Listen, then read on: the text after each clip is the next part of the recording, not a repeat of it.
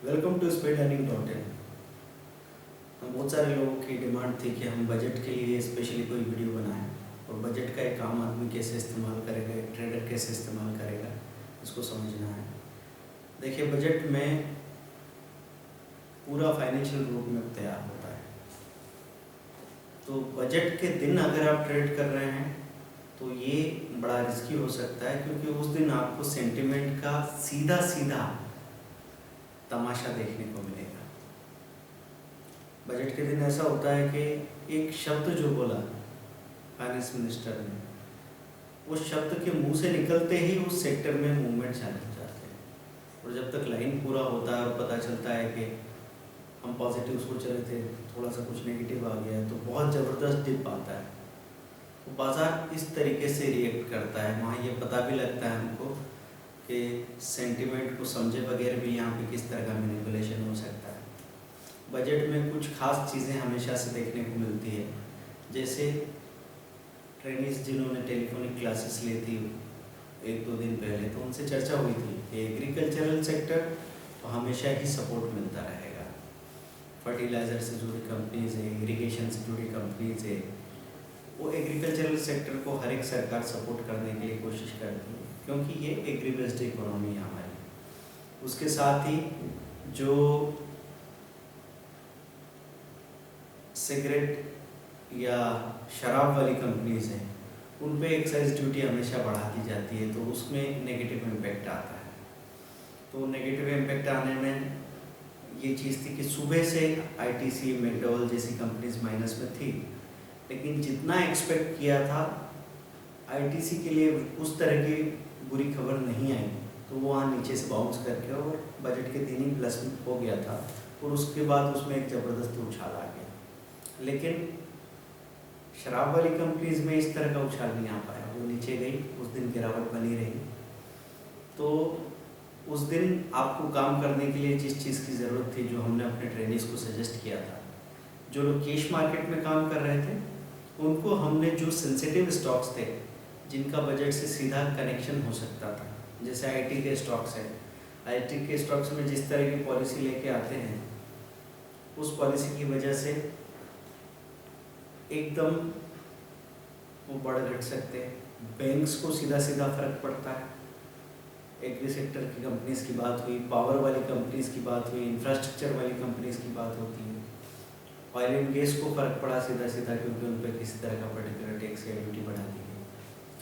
तो इन कंपनीज में एक लिमिटेड क्वांटिटी में ज़्यादा बड़ा वॉल्यूम करने की ज़रूरत नहीं थी, लेकिन जिसकी जैसी कैपेबिलिटी थी, सपोज़ किसी के पास 50,000 कैपिटल, किसी के पास 2 लाख कैपिटल है, तो जिनके पास 50,000 कैपिटल था वो 1,000 रुपये तक का स्टॉप लॉस ले सकते थे, जिनके पास 2 लाख कैपिटल था वो 4,000 रुपये तक का स्टॉप लॉस ले सकते थे। तो उस तरह के उन्होंने हाई के ऊपर स्टॉप लॉस बाइंग और लो के नीचे स्टॉप लॉस सेलिंग कैश में क्वांटिटी में लगा के रख दिया। एकदम से बाजार में मूवमेंट आया तो सीधा सीधा बजट का प्रॉफिट बुक हुआ, और मूवमेंट कैसा आया वो देखने लायक था। बजट के पहले की जो प्री बजट रैली थी वो इस बार गायब थी। ऐसा लग ही नहीं रहा था कि बजट में कुछ खास मूवमेंट आएगा। फिर बजट का एक्चुअल स्पीच शुरू हुआ 11 बजे से 12 सवा 12 बजे तक वो चल रहा था, और उसके आखिरी दौर में बाजार ने एकदम से गिरना शुरू किया। तो 180 पॉइंट के आसपास निफ्टी गिर चुकी थी, और 6839 का लो बना दिया था।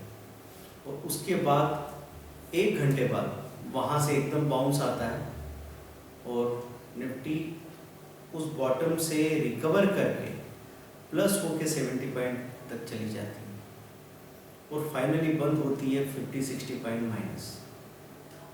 तो ये इस तरह का दिन था कि अगर कोई बगैर स्टॉप लॉस के या बगैर हेजिंग के थोड़े से भी बड़े वॉल्यूम में काम कर रहा था, तो हर एक ट्रेडर ने कम से कम 10-15 हज़ार, 20,000, 50,000 रुपये तक का नुकसान किया होगा। और एकदम दिल दहला देने वाली मूवमेंट उस वक्त मिली। तो ऐसे वक्त में हेजिंग जिनके भी पास थी, उनको दिन में 3-3 बार प्रॉफिट बुक करने का मौका मिल गया। ऐसे में हमारा जो ट्रेडिंग रोबोट मॉडल हम हमेशा ट्रेडिंग्स को बताते थे, वो सुपर सक्सेसफुल रहा। निफ्टी का ऑप्शन का डेली ट्रेडिंग टेक्निक वो ज़बरदस्त सक्सेसफुल रहा। निफ्टी फ्यूचर का और बैंक निफ्टी का फ्यूचर का ट्रेडिंग टेक्निक ज़बरदस्त सक्सेसफुल रहा, क्योंकि आपने निफ्टी के फ्यूचर में एक फ्यूचर में बाइंग, दूसरे में सेलिंग और उसमें स्टॉप लॉस लगा के रखा था दोनों में। अब 10 पॉइंट का या 20 पॉइंट का स्टॉप लॉस एक तरफ हिट हुआ, दूसरी तरफ सीधा 100 पॉइंट 150 पॉइंट मिल रहे हैं।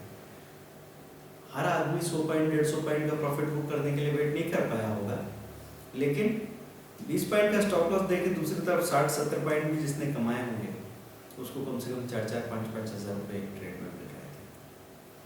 तो हम जब भी किसी स्ट्रेटेजी के बारे में बात करते हैं तो हमेशा आपको समझाते हैं कि वो स्ट्रेटेजी हो सकता है कि आपको 5 दिनों तक बहुत ज़्यादा खुश न करे, बहुत ज़्यादा संतुष्ट न करे, हो सकता है आपको एक निराशा सी महसूस हो, लेकिन जब भी बड़े मूवमेंट के दिन आएंगे तो ऐसे 3 दिन ही काफ़ी थे जब अच्छा खासा प्रॉफिट सभी लोगों ने बनाया है। हाँ, इसमें जो लोग डिसिप्लिन को फॉलो नहीं कर पाए और जिन्होंने न तो किसी तरह का हेजिंग रखा था, बड़ी क्वांटिटी कर रखी थी, स्टॉप लॉस नहीं लगा रखा था, तो उनको ये बात समझ में आई है कि ये करना क्यों जरूरी था। तो बजट के दिन में हम लोग सारा पोजीशन बना के रख सकते थे। बजट के बाद जहां एक बार किसी को PSU बैंक का कॉल पकड़ में आ गया, हाई के ऊपर बाइंग, उन लोग के नीचे सेलिंग, कॉल या पुट में हाई के ऊपर बाइंग लगा के रखी थी, सपोज SBI में, PNB में, इस तरह के स्टॉक्स में, एकदम से सेक्टर भागा और आपको सपोज SBI का कोई कॉल 8 रुपये की कॉस्ट में पकड़ में आ गया, आपने स्टॉप लॉस लगा के रखा 7 या 6 पॉइंट का, 7 या 6 रुपीज़ का, और वो बंद हो रहा है जाके 12 से 13 रुपये की कॉस्ट पर। जब इतना बड़ा फ़ायदा मिलने लगता है तो हमारे अंदर ये ताकत आ जाती है कि हम अगले दिन देख सकते हैं मेरी खरीद है 8 रुपये की, कॉल बंद हो रहा है 14 रुपये पे, तो क्या मेरे पास ये ताकत नहीं रहेगी कि कल हो सकता है 12 रुपये खुल जाए, तो मेरी तो 8 की खरीद है, देख सकता हूँ। अगले दिन वो और ऊपर खुल रहा है, 14 से वो 16 रुपये खुल रहा है, आप 14 का स्टॉप लॉस लगा रहे हैं लोगों का, वो 22 रुपये हो जाता है शाम तक। कितना बड़ा मुनाफा मिला है सिर्फ इस वजह से कि आपने जो स्ट्रेटेजीज बना रखी थी उससे वो स्टॉक पकड़ में आ गए टाइम पे।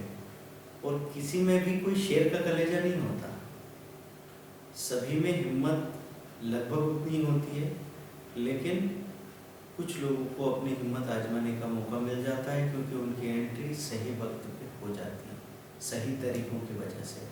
तो इन्हीं तरीकों का इस्तेमाल करके हम बजट का फ़ायदा उठा सकते थे। अब आपको बजट में जो खबर मिलती है पॉजिटिव कि आपको पता लगा इरिगेशन के लिए बहुत बड़ा बजट एलोकेट किया है, तो उस दिन चीज़ें भागेगी, लेकिन कहानी वहीं ख़त्म नहीं हो जाती। आपको बस दिमाग में रखना है कि किन किन के लिए पॉजिटिव बजट आया है। अब उनको डिप्स में अकुमुलेट कीजिए 1 to 3 के रेशो में, तो आने वाले समय में 2 से 3 महीनों के अंदर उसमें काफ़ी अच्छा परफॉर्मेंस आपको मिलेगा। आप एक अच्छा 20-25% का अप्रिशिएशन वहाँ पे ले सकते हैं।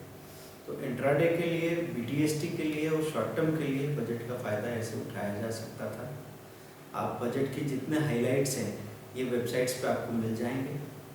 आप हाइलाइट्स ऑफ बजट 2016 ये चेक कीजिए और एक एक सेक्टर के लिए क्या क्या खबर आई है और उस सेक्टर को उसका क्या असर होने वाला है और कौन सी कंपनीज पे सीधा असर पड़ेगा, वो आपको वहाँ देखने को मिल जाएगा। जैसे अगर बात हो रही है कि वाईफाई के लिए कुछ और सेंटर्स डेवलप किए जाएंगे, तो ऐसी कंपनीज जो उस फील्ड में काम करती है, डीलिंग जैसी, उनको फ़र्क पड़ेगा।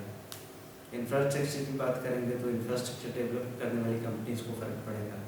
अगर रूरल एरिया में IT एजुकेशन की बात होगी तो फिर एपटेक जैसी कंपनीज को फ़र्क पड़ सकता है, NIIT टेक जैसी कंपनीज को फ़र्क पड़ सकता है। तो हर एक जगह उससे लिंक्ड कंपनीज की दिमाग में नाम रखिए आप और फिर उसके लिए तैयारी से खड़े रहिए।